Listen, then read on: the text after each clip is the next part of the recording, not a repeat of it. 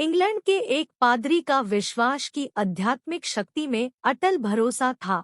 जो कोई भी उनके घर में एक बार आ जाता वो उनके आतिथ्य और सत्कार के प्रभाव से प्रभावित हुए बिना नहीं रह सकता था। उनके मन में लोगों के लिए अथाह प्रेम भाव था, इसलिए लोग उनका बहुत सम्मान भी करते थे। एक दिन जेल से भागा हुआ चोर रात में शरण लेने के लिए इधर उधर घूम रहा था। उसने देखा कि पादरी के घर का दरवाजा खुला हुआ है, इसलिए वो उस ओर चला गया और पादरी के घर में प्रवेश कर गया। पादरी ने उसे देखते ही उसका अभिवादन किया और उससे कहा, तुम्हारा मेरे इस घर में स्वागत है मेरे भाई, लेकिन तुम ये बताओ तुम कौन हो और यहाँ क्या करने आए हो।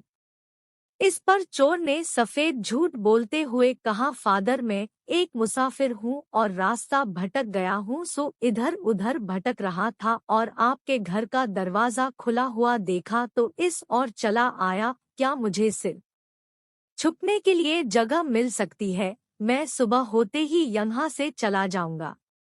पादरी ने उससे कहा, हाँ क्यों नहीं, तुम यहाँ आराम से रह सकते हो और मुझे लगता है तुम बहुत थक गए हो, इसलिए तुम जाकर आराम से हाथ मुंह धो लो, मैं तुम्हारे सोने और खाने का प्रबंध करता हूँ। इस पर चोर पादरी का आभार व्यक्त करते हुए स्नानघर की ओर बढ़ गया और इतने में पादरी ने उसके खाने और सोने की व्यवस्था कर दी। पादरी ने उसका बहुत अच्छे से आतिथ्य सत्कार किया और उसे अच्छा भोजन करवाकर उसके सोने की व्यवस्था कर दी।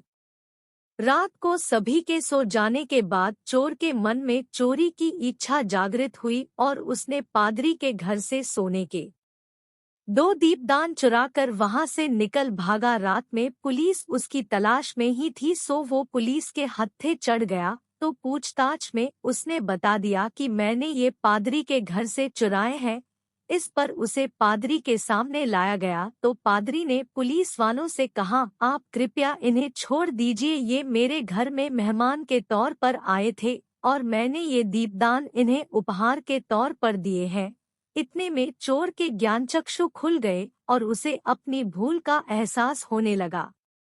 पादरी की उदारता देखते हुए चोर के मन में पश्चाताप होने लगा और उसने माफी मांगकर कभी फिर से चोरी नहीं करने का वचन दिया।